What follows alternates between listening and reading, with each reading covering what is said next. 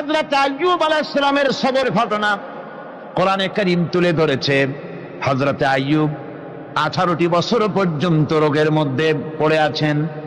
এত অসুখ করেছে, এত রোগ, শরীর পচে গিয়েছে, গায়ে পোকা ধরেছে, দুর্গন্ধ হয়ে গিয়েছে, বিবিরা চলে গিয়েছে, ছেলে মেয়ে পাড়ার লোকেরা দূর দূর করে তাড়িয়ে দিয়েছে। এবার জঙ্গলের ভিতরে গিয়ে আশ্রয় নিয়েছেন। এমন অবস্থা হয়েছে, শরীর পচে পচে জিহ্বায় যখন পোকা ধরা শুরু করে দিল, হযরত আইয়ুব আলাইহিস সালাম তখন আল্লাহ রাব্বুল আলামিনের দরবারে এই প্রথমবারের মতো তিনি বললেন, রব্বুল আলামিন, আয় আল্লাহ তাআলা, সমস্ত শরীর জড়জড়া হয়ে গিয়েছে, গায়ে পোকা ধরেছে, আমি কোনো কথা বলি নাই, আমি খামোশ থেকে জিকির আজগার করতেছিলাম। আয় আল্লাহ, এখন দেখি আমার জিহ্বায় পোকা ধরেছে, পোকা ধরা শুরু হয়েছে। আমার জিহ্বাটায় পোকা তুমি দয়া করে দিও না, কারণ আমার জিহ্বায় যদি পোকা হয়ে যায় তাহলে তোমার মতো আল্লাহর জিকির আমি কি দিয়া করব? আমার জিহ্বাটা তুমি দয়া করে ভালো রাখো। কোরআনে কারীম বলছি, ওয়া আইয়ুবা ইয নাদা রাব্বাহু আন্নী মাসসানিয়াদ দুররু ওয়া আনতা আরহামুর রাহিমিন। স্মরণ করো সেই সময়ের কথা যখন আইয়ুব তার রবকে ডেকে বলেছিল, আমি অসুস্থ আর তুমি তো রহমান রহিম, দয়াময়। ভাষাটা দেখেন কি সুন্দর, এর থেকে কি আল্লাহর আর কিছু বলা লাগে? আল্লাহ পাকের কাছে তিনি বলতেছেন, আল্লাহ আমি তো অসুস্থ, আমি তো অসুখ করেছে আমার, আর তুমি তো দয়াময় রহমান রহিম। এক অন্ধ, ঈদের দিন কত অন্ধই তো আসে খয়রাত করার জন্য, ভিক্ষা করার জন্য, চতুর্দিকে ভিক্ষা করতেছে অন্ধরা। এক অন্ধ ঈদের গেটের কাছে দাঁড়ায় বলতেছে, ভাইরা আজ হচ্ছে ঈদের দিন আর আমি কিছু দেখতে পাচ্ছি না। এ বেশি পয়সা পাইল, মানুষের দিন তার প্রতি আকৃষ্ট হয়ে গেছে। আরে কি কথা, আজ ঈদের দিন, সকলে আনন্দ করছে আর আমি কিছুই দেখতে পাচ্ছি না। সে কিন্তু কিছু চায় নাই। ভাষার ভিতরে, কথা বলার ভিতরে এ ধরনের টেকনিক আছে। হযরত আইয়ুব আলাইহিস সালাম বললেন না যে আল্লাহ আমারে মাফ করে দাও, কষ্টের মধ্যে আছি। তিনি শুধু বলেছেন, রব্বুল আলামিন, আমি অসুস্থ হয়ে পড়েছি, আমার অসুখ করেছে, আর তোমার নাম রহমান রহিম। এতটুকু কথা বলেছেন। আল্লাহ রাব্বুল আলামিনের দরজায়, তার দরবারে আইয়ুব আলাইহিস সালামের ডাক চলে গেছে। যায় নাই? কোন অসুবিধা আছে নাকি? কোন অসুবিধা নাই। পানির তলা দিয়া যদি কেউ ডাক দেয়, পাহাড়ের ভিতরে বসে যদি কেউ ডাক দেয়, আল্লাহ রাব্বুল আলামিন তা শুনতে পান। ইউনূস আলাইহিস সালাম মাছের পেটে বসে চিৎকার মেরেছিলেন, লা ইলাহা ইল্লা আনতা সুবহানাকা ইন্নী কুনতু মিনাজ জালিমিন। তিনি বলছিলেন, আয় আল্লাহ তাআলা, আমি তোমার প্রশংসা করছি, তুমি ছাড়া উপাস্য নাই, মাবুদ নাই। আমি তোমার পবিত্রতা ঘোষণা করছি, আমি তো জালিমদের অন্তর্ভুক্ত হয়ে গেছি। বাস এতটুকুন কথাই বলেছেন।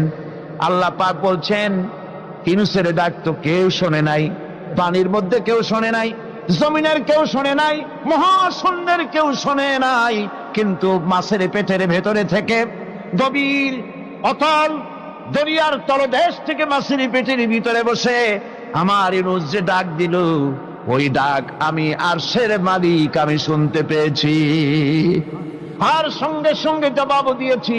ফাস্তাজাবনা লাহু ওয়া নাজ্জাইনাহু মিনাল গাম্মি ওয়া কাযালিকা নুজিল মুমিনিন। ডাকের সাড়া দিলাম, বিপদ দিয়া বাঁচায় দিলাম। শুধু ইউনূসের না, আল্লাহ পাক এ জায়গায় আবার ওয়াদা করলেন, দুনিয়ার যত মুমিন বান্দা আছে তারা যদি কখনো বিপদে পড়ে যায় আর আমারে যদি ডাকে, আমি এইরকম করে বিপদ থেকে বাঁচাইয়া দেব।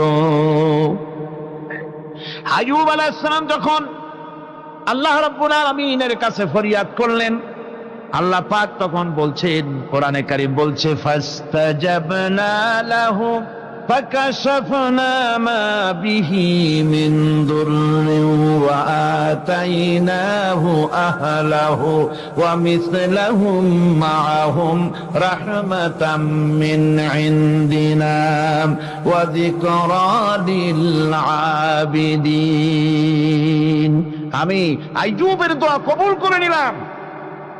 শুধু তার পরিবার বর্গই দিলাম না, বরং আরো কিছু নিয়ামত আমি তাকে দান করে দিলাম। এবং তাই জন্য যেহেতু তারা ছিল আমার অনুগত বান্দা, আমার বাধ্যগত, আমি এই জন্য রহম করেছি, সমস্ত রোগ শোক আমি মাফ করে দিয়েছি। আমাদের সামান্য একটু জ্বর হয়, যদি 2-3 দিন জ্বর হয়েছে, জ্বর ছাড়ে না, বলে যে এত ভালো ভালো কাজ করি তারপর আমার এত জ্বর হওয়া লাগে, অমুকরা এত পাপ করে, তা তো কিছুই হয় না। খালি আল্লাহ আমার চোখে দেখলো, আমার বউর অসুখ, আমার অজুমুড়ি ছাড়ি না। ভাইরা, আপনি ঠিক পান না যে কি গুনাহ আপনি করেন। কোরআনে কারীম বলছি, ওয়ামা আসাবাকুম মিন মুসিবাতিন ফাবিমা কাসাবাত আইদিকুম ওয়া ইয়াফু আন কাসীর। যত বিপদ তোমাদের উপর আছে সব 2 হাতের কামাই করা। আর আমি তো অনেকগুলো ক্ষমা করে দেই। তোমরা যত পাপ করো, আকাম করো, সবগুলির শাস্তি যদি দুনিয়ায় দিতাম, শ্বাস করার সময় পেতে না। অসুখ হলেই অধৈর্য হয়ে যেও না, ধৈর্য ধরো। আল্লাহ পাক বলেন, শুধু আইয়ুব নয়, ওয়া ইসমাঈল ওয়া ইদরিস ওয়া দাল কিফলি কুল্লুম মিনাস সাবিরিন। এইভাবে করে ইসমাঈল, ইদ্রিস, জুলকিফল সবাই ছিল ধৈর্যশীল। জোরে বলেন সুবহানাল্লাহ। ধৈর্যের চরম পরাকাষ্ঠা ছিলেন তিনি। কোরআনে কারীম নবীদের এই কথাগুলি আমাদের শোনাচ্ছেন। হযরত ইয়াকুব আলাইহিস সালাম, কলিজার টুকরা সন্তান হযরত ইউসুফ আলাইহিস সালামের জন্য তার মনটা পাগল ছিল। এত সুন্দর করে আল্লাহ তারে বানাইছিলেন, এত